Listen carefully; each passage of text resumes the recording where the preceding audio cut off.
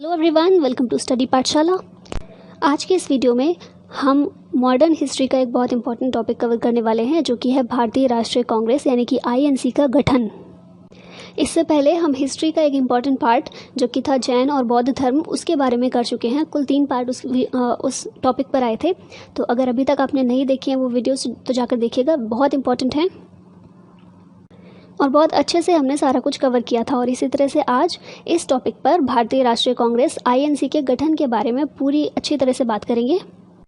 और एक चीज़ मैं पहले ही क्लियर कर दूं, ये पॉलिटिक्स से जुड़ा हुआ या आज की कांग्रेस से जुड़ा हुआ कोई मामला नहीं है। हम हिस्ट्री देख रहे हैं, मॉडर्न हिस्ट्री का एक पार्ट है कांग्रेस की स्थापना और कांग्रेस ने जो भी आज़ादी के लिए जो भी इनिशिएटिव लिए थे उन सब के बारे में हम जान रहे हैं। ठीक है, तो चलिए स्टार्ट करते हैं। सबसे पहले देखें कि आईएनसी के गठन से पहले राजनीतिक संघ कौन कौन से काम कर रहे थे, क्योंकि ऐसा तो नहीं था कि कांग्रेस का जब गठन हुआ उसके बाद ही आंदोलन शुरू हुए, उसके बाद ही जो ब्रिटिशर्स थे उनका विरोध करना शुरू किया, ऐसा तो नहीं था। कांग्रेस की स्थापना हुई थी 1885 में, 1885 में, लेकिन उससे पहले भी कई सारे ऐसे राजनीतिक संघ थे जो काम कर रहे थे अपने अपने स्तर पर। और उनमें से 3 प्रमुख केंद्र थे, बंगाल, बम्बई और मद्रास। ठीक है, तो यहाँ पर कुछ राजनीतिक संघों की स्थापना कांग्रेस के गठन से पहले ही कर दी गई थी और कुछ इंपॉर्टेंट व्यक्ति जो उनसे रिलेटेड थे उसके बारे में हम देख लेते हैं। तो सबसे पहले देखते हैं बंगाल में। तो बंगाल में सबसे पहला जो हमारे पास राजनीतिक संघ है वो है बंग भाषा प्रकाशन सभा। इसकी स्थापना की थी राजा राममोहन राय ने 1836 में। राजा राममोहन राय हिस्ट्री में बहुत इंपॉर्टेंट व्यक्ति रहे हैं, तो इसीलिए इनके द्वारा गठित किया गया ये राजनीतिक संघ का नाम याद रखिएगा, बंग भाषा प्रकाशन सभा, 1836 में। फिर नेक्स्ट है जमींदारी एसोसिएशन, जो कि जमींदारों के हितों की रक्षा के लिए गठित किया गया था। उसके बाद है बंगाल ब्रिटिश इंडिया सोसाइटी, 1843 में इसका गठन किया गया था और 1851 में इन दोनों को ही मिलाकर ब्रिटिश एसोसिएशन में शामिल कर दिया गया। ठीक है, 1851 में ब्रिटिश एसोसिएशन में जमींदारी एसोसिएशन और बंगाल ब्रिटिश इंडिया सोसाइटी इन दोनों को ही विलय कर दिया गया। फिर नेक्स्ट देखते हैं तो द ईस्ट इंडिया एसोसिएशन, इसकी स्थापना की थी दादा भाई नेहरू जी ने 1866 में। कहाँ पर की थी? लंदन में। फिर नेक्स्ट आता है इंडियन लीग, जिसकी स्थापना की थी शिशिर कुमार घोष के द्वारा 1875 में। और उसके बाद है इंडियन एसोसिएशन ऑफ कोलकाता, जिसकी स्थापना सुरेंद्रनाथ बनर्जी और आनंद मोहन बोस ने 1876 में की थी। और 1886 में आईएनसी में यानी कि इंडियन नेशनल कांग्रेस में इसका विलय कर दिया गया था। ठीक है, इंडियन एसोसिएशन ऑफ कोलकाता 1876 में स्थापना हुई, 1886 में आईएनसी में इसको मिला दिया गया, इसका विलय कर दिया गया। फिर नेक्स्ट देखते हैं बम्बई में कौन कौन से राजनीतिक संघ थे जिनको स्थापित किया गया था आईएनसी के गठन से पहले। तो ये है पूना सर्वजन सभा, इसकी स्थापना की थी महादेव गोविंद रानाडे ने 1867 में, 1867 में, 1867 में। और उसके बाद है मुंबई प्रेसिडेंसी एसोसिएशन, जिसकी स्थापना की थी बदरुद्दीन तैयब जी, फिरोज शाह मेहता और केटी तेलंग के द्वारा 1885 में। और फिर देखिए मद्रास में कौन सा संगठन था इम्पोर्टेंट, तो ये था मद्रास महाजन सभा, जो एम वीर राघवाचारी, बी सुब्रमण्यम अय्यर और पी आनंद चार्लू के द्वारा गठित किया गया था 1884 में। तो ये सभी राजनीतिक संघ बहुत इंपॉर्टेंट हैं, क्योंकि कांग्रेस की स्थापना जब नहीं हुई थी तो उससे पहले यही संघ थे जो काम कर रहे थे, जो आज़ादी के लिए आंदोलन चलाने में लगे हुए थे, ब्रिटिशर्स का विरोध करने में लगे हुए थे, तो इसीलिए बहुत इंपॉर्टेंट है। फिर क्या होता है, 1885 में हो जाती है भारतीय राष्ट्रीय कांग्रेस की स्थापना। तो कुछ बेसिक चीज़ें देखिए आईएनसी के बारे में। तो 1885 में एओ ह्यूम, दादा भाई नेहरू जी, दिनशा वाचा, इन तीनों के द्वारा ये गठित की गई। तो अगर पूछा जाए कि फाउंडर कौन कौन है आईएनसी के, एओ ह्यूम, दादा भाई नेहरू जी और दिनशा वाचा। पहला सत्र हुआ था 1885 में ही, व्योमेश चंद्र बनर्जी ने इसकी अध्यक्षता की थी और ये सत्र हुआ था बम्बई में। देखिए राष्ट्रीय आंदोलन जो हुआ था उसके केंद्र बस ये 3 जगह ही मेनली केंद्र थी जहाँ से शुरुआत हुई थी सभी चीज़ों की। और वो 3 केंद्र कौन कौन से हैं? बंगाल, मद्रास और बम्बई। ठीक है, तो पहला जो सत्र हुआ था इसका बम्बई में हुआ था व्योमेश चंद्र बैनर्जी की अध्यक्षता में 1885 में। उस समय वायसराय कौन थे, इंपॉर्टेंट याद रखना, लॉर्ड डफरिन।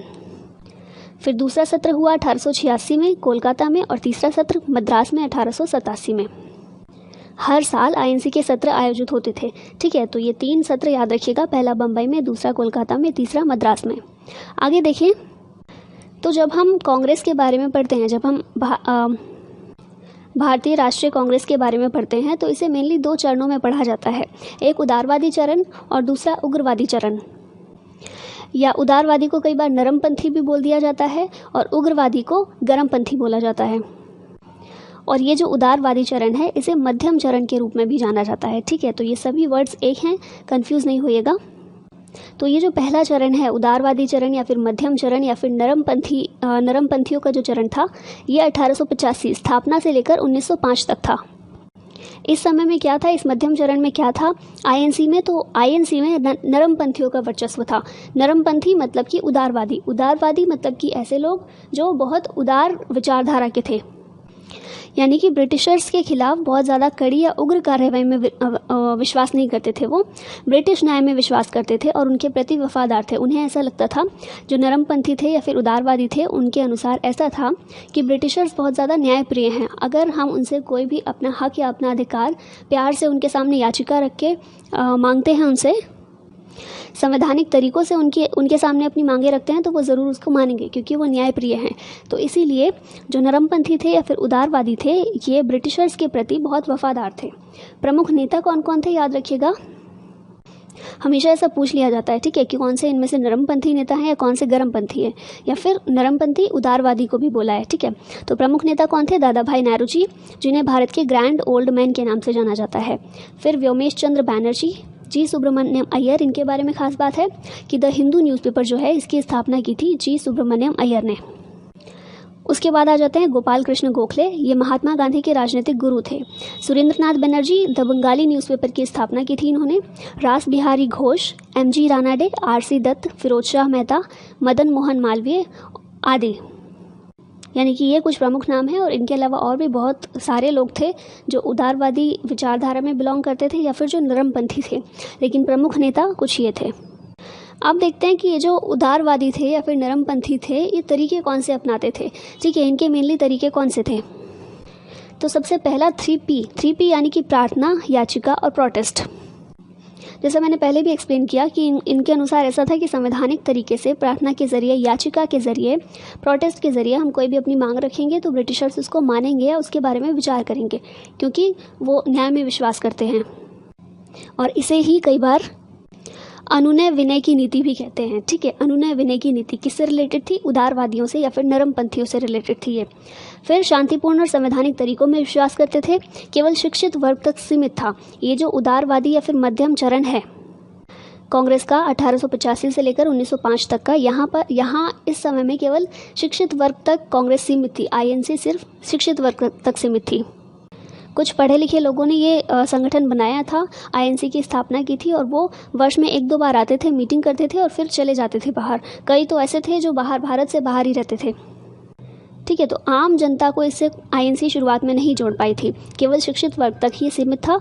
और उद्देश्य इनका केवल ब्रिटिश प्रभुत्व के तहत राजनीतिक अधिकार और प्रशासन प्राप्त करना। मतलब इनका मानना था ब्रिटिश प्रभुत्व हमें स्वीकार है, लेकिन हमें उसमें राजनीतिक अधिकार मिलना चाहिए और प्रशासन मिलना चाहिए भारतीयों को। बाकी ब्रिटिश प्रभुत्व रहे, उससे कोई दिक्कत नहीं है। ठीक है, तो ये उदारवादियों के या फिर नरमपंथियों के कुछ तरीके थे ब्रिटिशर्स के साथ डील करने के। अब देखते हैं कि प्रारंभिक चरण जब आईएनसी की स्थापना हुई थी, उस समय आईएनसी के उद्देश्य क्या थे, मेनली क्या उद्देश्य था। बाद में उद्देश्य चेंज हो गए। ठीक है, वो और ज़्यादा ब्रॉडर हो गए, लेकिन शुरुआती उद्देश्य क्या थे इसके गठन के, तो लोकतांत्रिक राष्ट्रवादी आंदोलन चलाना। सबसे पहला उद्देश्य यही था कि लोकतांत्रिक तरीके से राष्ट्रवादी आंदोलन चलाना है, भारतीयों को राजनीतिक लक्ष्यों से परिचित कराना और राजनीतिक शिक्षा देना। आंदोलन के लिए मुख्यालय की स्थापना करना। ये क्यों ज़रूरी था, क्योंकि एक केंद्रीकृत नेतृत्व होना ज़रूरी है, क्योंकि 1857 का जो विद्रोह हुआ था उसमें सबसे बड़ी कमी ये देखने को मिली थी कि एक केंद्रीकृत नेतृत्व नहीं था। तो इसीलिए उसकी स्थापना करना भी आईएनसी का उद्देश्य था प्रारंभिक चरण में। फिर आगे देखें तो देश के विभिन्न भागों के राजनीतिक नेताओं और कार्यकर्ताओं के बीच मैत्रीपूर्ण संबंधों की स्थापना को प्रोत्साहित करना, यानी कि देश के जितने भी भागों में लोग ब्रिटिशर्स का विरोध कर रहे हैं उन सबको एक करना। फिर नेक्स्ट है उपनिवेशवाद विरोधी विचारधारा को प्रोत्साहन और समर्थन देना, और एक सामान्य आर्थिक और राजनीतिक कार्यक्रम के लिए देशवासियों को एकमत करना। ठीक है, तो ये कुछ प्रारंभिक चरण के उद्देश्य थे। अब एक इम्पॉर्टेंट घटना घटती है 1905 में। 1905 तक का हमने देख लिया। ठीक है, कांग्रेस का आईएनसी का 1885 से लेकर 1905 तक का कैसा सफ़र था। उदारवादी चरण था, मध्यम चरण था, नरमपंथियों का वर्चस्व था, क्या क्या तरीके वो अपनाते थे वो भी हमने देखा, उद्देश्य क्या था वो भी हमने देखा। अब आता है 1905 और 1905 में एक इम्पॉर्टेंट घटना घटती है। वो क्या थी? बंगाल का विभाजन। इसके बारे में जानना इंपॉर्टेंट है क्योंकि इस घटना के बाद ही जो कांग्रेस के स्टार्टिंग मैंने बताया था ना 2 चरणों में देखा जाता है, तो दूसरा चरण जो शुरू होता है इस घटना के बाद ही शुरू होता है। तो बंगाल का विभाजन किस तरह से हुआ हम पूरा हिस्ट्री के साथ एंड तक देखेंगे इसको। तो 1874 में असम को बंगाल से हटा दिया गया और एक मुख्य आयुक्त के अधीन कर दिया गया। मतलब कि 1874 से पहले असम और बंगाल एक ही में थे, लेकिन 1874 में 1874 में दोनों को अलग कर दिया गया।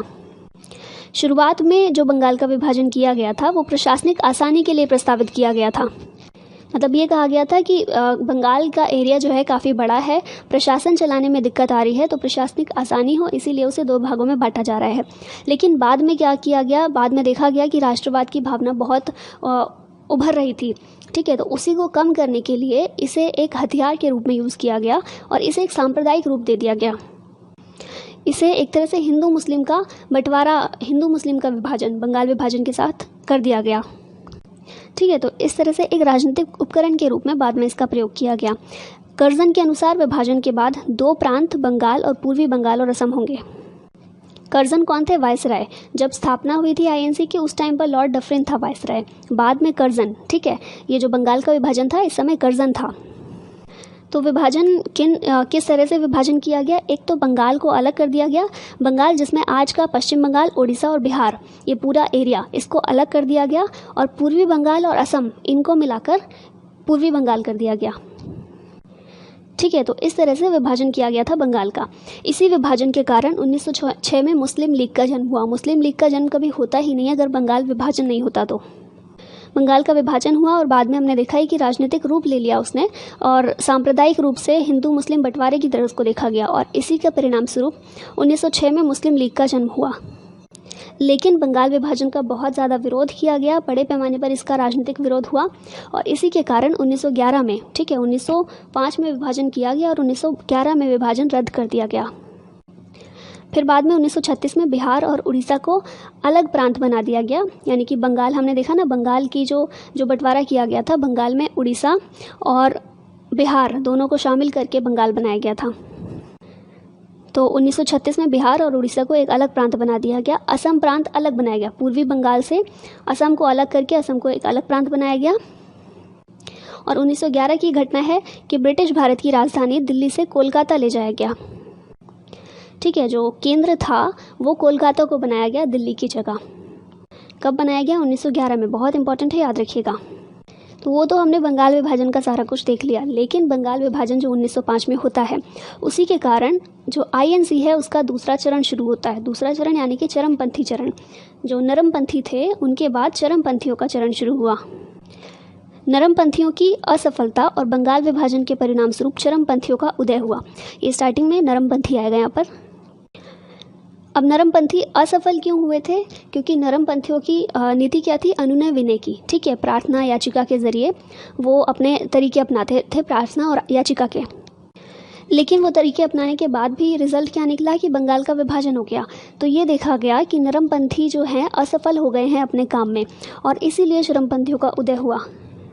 कि उनका ये मानना था कि ये जो नरमपंथी है ये प्रार्थना के ज़रिए मांग कर, हाथ फैलाकर कुछ चीज़ मांग रहे हैं, फिर भी रिज़ल्ट क्या निकला कि बंगाल का विभाजन ही कर दिया ब्रिटिशर्स ने।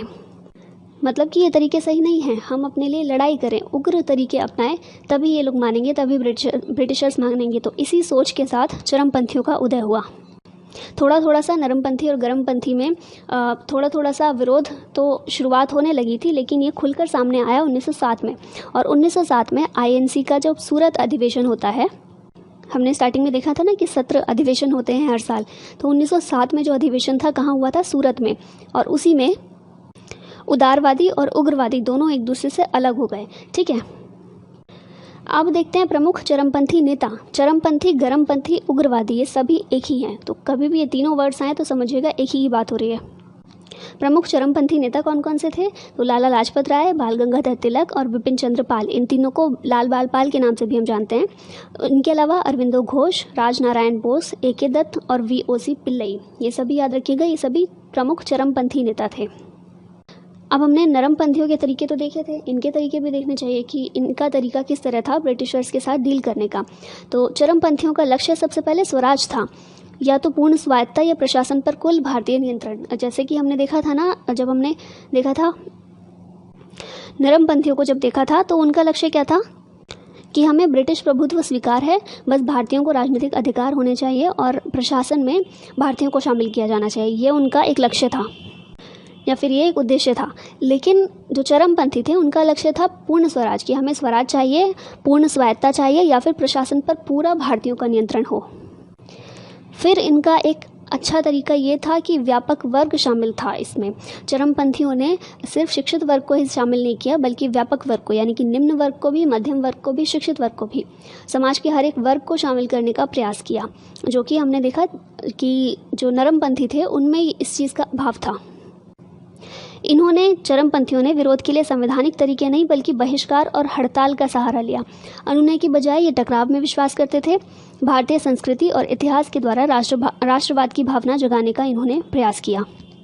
जैसे ये एग्जाम्पल हम देखते हैं कि गणेश उत्सव जो होता है अभी मुंबई महाराष्ट्र में, उसकी शुरुआत उसी समय पर हुई थी। और किस लिए हुई थी? क्योंकि भारतीय संस्कृति और इतिहास को रिवाइव किया था ताकि लोगों में राष्ट्रवाद की भावना जगे। ठीक है, तो ये सब कुछ तरीके थे। अब देखते हैं उग्रवाद के उदय के कारण। मेन कारण तो उग्रवाद के उदय का क्या था कि नरमपंथी जो थे अपने उद्देश्य में फेल हो गए थे और बंगाल का विभाजन हुआ था। लेकिन उसके अलावा भी कई सारे ऐसे कारण थे जिसकी वजह से उग्र राष्ट्रवाद का उदय हुआ। एक एक करके देखते हैं। तो सबसे पहला कारण है अंग्रेजी राज्य के रचनात्मक स्वरूप की पहचान। मतलब कि सभी ने अंग्रेज़ों का जो असली चेहरा था वो पहचान लिया था। जो एक सोच बनी हुई थी ना पहले कि ब्रिटिशर्स न्यायवादी हैं, वो सोच खत्म हो गई थी। उसके बाद था कि भारतीयों के आत्मविश्वास और आत्मसम्मान में वृद्धि हुई थी। शिक्षा में विकास का प्रभाव पड़ा था और भारतीयों में जागृति आई। शिक्षा का विकास किया था अंग्रेज़ों ने अपने फ़ायदे के लिए, लेकिन कहीं ना कहीं वो भारतीयों को जागरूक करने के काम आई और इसने भी काफ़ी प्रभाव डाला। फिर अंतर्राष्ट्रीय घटनाओं का प्रभाव था, जैसे कि जापान की आर्थिक महाशक्ति के रूप में अभ्युदय। जापान उस समय एक आर्थिक महाशक्ति के रूप में उभर रहा था। तो जो एक सोच बनी हुई थी ना कि ये जो पश्चिम के देश हैं यही सबसे ज़्यादा सुप्रीम है, ये सोच कम होने लगी थी। और ये बात लोगों के दिमाग में घर करने लगी थी कि जो एशिया के देश हैं वो भी कम नहीं हैं। उसके अलावा इथियोपिया ने इटली पर विजय प्राप्त की थी, जो भी एक अच्छा साइन था। जापान की रूस पर विजय हुई थी, जिसने भी ये दिखाया कि एक छोटी कंट्री बड़े देश पर भारी पड़ सकती है। ठीक है, और विश्व के अनेक देशों के राष्ट्रवादी क्रांतिकारी आंदोलन, अनेक देशों में क्रांतिकारी आंदोलन उस समय चल रहे थे, तो इन सभी से प्रेरणा मिली थी उग्र राष्ट्रवाद को। आगे देखते हैं। तो बढ़ते हुए पश्चिमीकरण के विरुद्ध प्रतिक्रिया। जो पश्चिमीकरण बढ़ रहा था उससे भारतीयों के मन में ये भावना आई कि हमारी संस्कृति को, हमारे इतिहास को ये ख़त्म करना चाहते हैं। तो इसके विरोध में लोग उभर कर आए। उदारवादियों की उपलब्धियों से असंतोष था, जो कि हम देख ही चुके हैं कि उदारवादी असफल हो गए थे बंगाल विभाजन के कारण। और लास्ट में लॉर्ड कर्जन की प्रतिक्रियावादी नीतियाँ। बंगाल विभाजन के विरोध में लोग विरोध कर रहे थे, आंदोलन कर रहे थे, उसके विरोध में प्रतिक्रिया दे रहे थे। तो लॉर्ड कर्जन जो उस समय था उसने प्रतिक्रियावादी नीतियाँ अपनाई, मतलब कि बहुत बुरी तरह से विरोध को कुचल दिया गया था। तो इस कारण भी गुस्सा था और इसी कारण से उग्र राष्ट्रवाद का उदय हुआ। अब एक इम्पॉर्टेंट चीज़ इसी दौरान की है स्वदेशी और बहिष्कार आंदोलन। इसी दौरान की क्यों है? क्योंकि हमने बंगाल विभाजन के बारे में देखा और स्वदेशी और बहिष्कार आंदोलन जो हुआ था बंगाल विभाजन का विरोध करने के लिए ही हुआ था। तो इसलिए भी इसके बारे में यहाँ पर जानना इम्पॉर्टेंट है। ठीक है, और आईएनसी की हम बात कर रहे हैं तो आईएनसी से जो हमने देखे ना 2 चरण थे, उसके 2 विचारधाराओं में वो बटी हुई थी। तो स्वदेशी और बहिष्कार आंदोलन दोनों ने मिलकर चलाया, लेकिन ज़्यादा जो इसमें पार्ट लिया था वो उग्र राष्ट्रवादी जो थे। ठीक है, चरमपंथियों ने इसमें ज़्यादा बढ़ चढ़ कर हिस्सा लिया था और उन्होंने काफ़ी उग्र तरीके अपनाए थे। और इसी का एक कारण था कि अंग्रेज़ों ने भी बहुत उग्र तरीके से उस आंदोलन को दबाया। ठीक है, तो देखते हैं स्वदेशी और बहिष्कार आंदोलन के बारे में। तो बंगाल विभाजन के विरोध में ये शुरू हुआ था। विरोध के तरीके क्या क्या थे? विदेशी वस्तुओं और विदेशी कपड़ों का बहिष्कार, जैसा नाम से ही है स्वदेशी और बहिष्कार।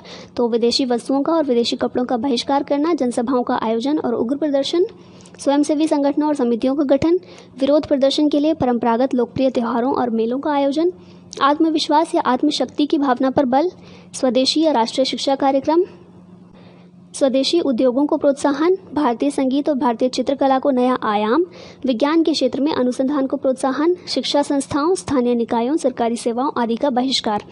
तो ये कुछ तरीके अपनाए थे स्वदेशी और बहिष्कार आंदोलन में। और वैसे तो 1908 तक पूरा ये आंदोलन दबा दिया गया था, स्वदेशी और बहिष्कार आंदोलन 1908 तक दबा दिया गया था, खत्म कर दिया गया था। लेकिन क्योंकि विरोध फिर भी जारी था, इसीलिए 1911 में सरकार ने बंगाल विभाजन को रद्द कर दिया। अब एक इम्पॉर्टेंट चीज़ देखते हैं। हमने देखा था उदारवादी और उग्रवादी ये दोनों एक दूसरे से अलग हुए थे 1907 के सूरत अधिवेशन में, लेकिन दोनों का फिर पुनः विलय हुआ, दोनों एक में शामिल हुए। और क्यों हुए? क्योंकि दोनों ने ही ये महसूस किया कि अगर हम आपस में ही लड़ते रहेंगे, आपस में ही हम में विरोध रहेगा, तो फिर हम अंग्रेज़ों के विरुद्ध कैसे लड़ेंगे, ब्रिटिशर्स को देश से कैसे भगाएंगे जब हम आपस में ही लड़ेंगे तो। और इसीलिए क्या हुआ, दोनों का फिर पुनः विलय हुआ, दोनों एक साथ आए। कब आए? 1916 के लखनऊ अधिवेशन में, ठीक है। और इस समय अध्यक्ष कौन थे, किसने अध्यक्षता की थी इस अधिवेशन की? तो ये हैं उदारवादी नेता अंबिका चरण मजूमदार। तो याद रखिएगा 1907 के सूरत अधिवेशन में उदारवादी और उग्रवादी एक दूसरे से अलग हुए थे, और 1916 के लखनऊ अधिवेशन में दोनों एक साथ आए। तो आगे वही बताया गया। इस अधिवेशन में गरम दल यानी कि उग्रवादियों का कांग्रेस में पुनः प्रवेश हुआ। दोनों विचारधाराओं के नेताओं ने यह महसूस किया कि विभाजन से राष्ट्रीय आंदोलन की राजनीतिक प्रक्रिया अवरुद्ध हो रही है, क्योंकि आपस में ही अगर इनमें विभाजन होगा तो राष्ट्रीय आंदोलन कैसे चलाएंगे, ठीक है। तो इसीलिए दोनों का पुनः विलय हुआ। तो ये थी कांग्रेस की कहानी 1916 तक की। आगे भी कांग्रेस का रोल है, लेकिन वहाँ क्या होगा, हमने यहाँ कांग्रेस की स्थापना के बारे में और उसकी कुछ आसपास की बेसिक चीज़ों के बारे में बात की है। फिर अगर हम और आगे जाएंगे तो फिर आंदोलनों में कांग्रेस लगी रहती है, तो वो आंदोलन हमें पढ़ने होंगे, ठीक है। तो वो एक अलग ही टॉपिक पर हम चले जाएंगे, वो हम फिर कभी कर लेंगे। और हाँ, आप लोगों के लिए भी ये है कि ज़रूर कमेंट बॉक्स में बताइएगा कि ये वीडियो कैसी लगी।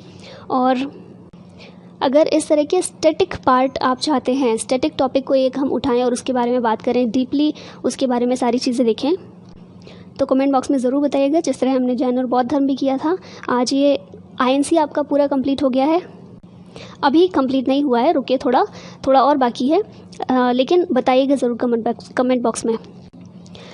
तो अभी हम INC के जितने भी इम्पॉर्टेंट अधिवेशन या फिर सत्र हुए और किस किस ने उनकी अध्यक्षता की, ये हम देख लेते हैं, ठीक है। तो ये आपके सामने पूरी लिस्ट है, तो सारे देख लेते हैं एक एक करके। 1885 में व्योमेश चंद्र बनर्जी हम देख ही चुके हैं। 1886 में दादा भाई नेहरू जी ने इसकी अध्यक्षता की थी। 87 में बदरुद्दीन तैयब जी। 88 में जॉर्ज यूल। और 1889 में सर विलियम वेडरबर्न ने। तो यहाँ हम देखते हैं 88 और 79 में अंग्रेज़ों ने ही इसकी अध्यक्षता की थी, मतलब INC की स्थापना की गई थी कि हमें अंग्रेज़ों से आज़ादी चाहिए, और उन्होंने इसकी अध्यक्षता की। तो थोड़ा सा विरोधाभास हो जाता है, पर चलिए कोई नहीं, जो हो गया। 1890 में सर फिरोज शाह मेहता ने इसकी अध्यक्षता की थी। 1891 में P आनंद चार्लू। 92 में व्योमेश चंद्र बनर्जी ने फिर से इसकी अध्यक्षता की।